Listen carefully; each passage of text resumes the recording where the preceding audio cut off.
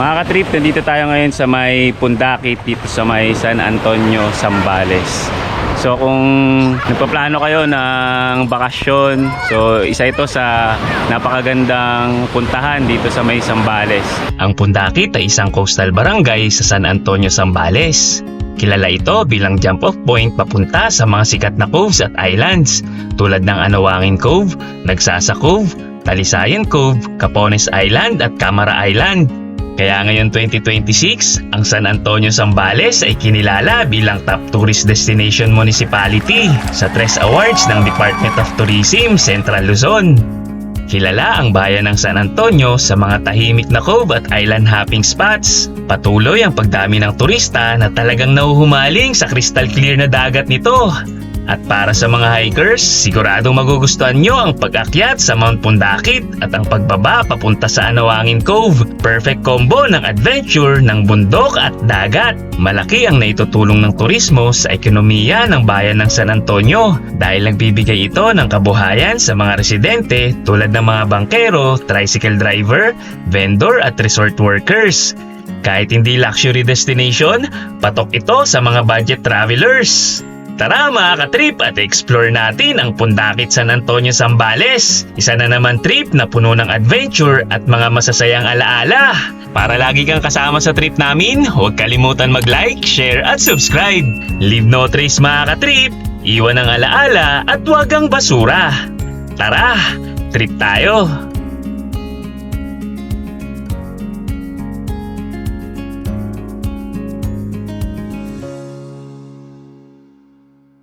Mga ka-trip, nandito tayo ngayon sa may Pundakit, dito sa may San Antonio, Zambales. Kung nagpaplano kayo ng bakasyon, so isa ito sa napakagandang puntahan dito sa may Zambales.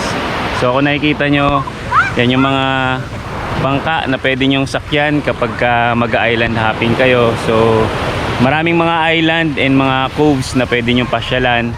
Pwede rin kayo dun mag-overnight, may mga resort na rin. So, pwede kayo mag-island hopping, pwede kayong pumunta sa Anawangin Cove, pwede kayong pumunta ng Camara Island, pwede kayong pumunta ng Capones Island. So, yan, yung mga bangka na yan. Tsaka to, sa likod ko, yan yung mga pwede nyo sakyan. So, marami rin nag-offer dito ng mga tour and island hopping. So, hanap lang kayo dito, punta lang kayo dito sa lugar nila and sila na mismo yung magpo-provide ng bangka at saka sa mga island na gusto nyong puntahan.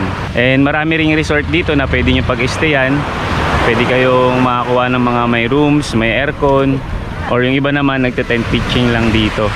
Mga ibang island cove, pwede kayong mag-stay doon, mga resort na din siya. So depende sa inyo kung anong trip nyo.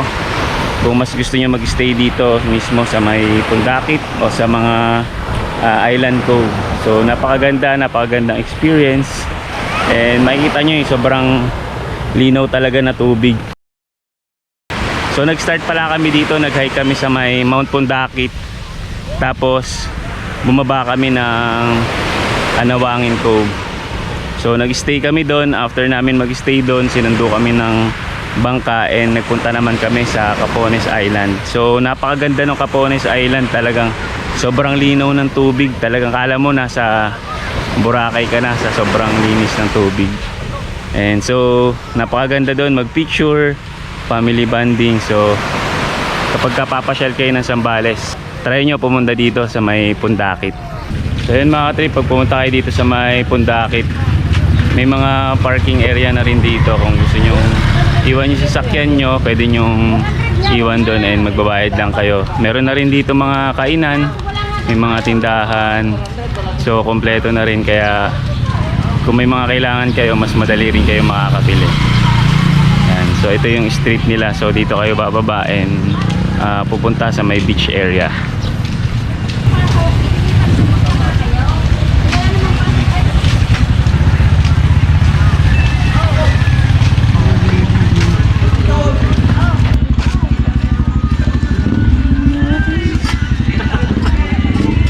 So yun mga trip, kapag kukuha kayo ng bangka o kung mag-island hopping na kayo, so dito yung area na yun. So dito kayo pupunta.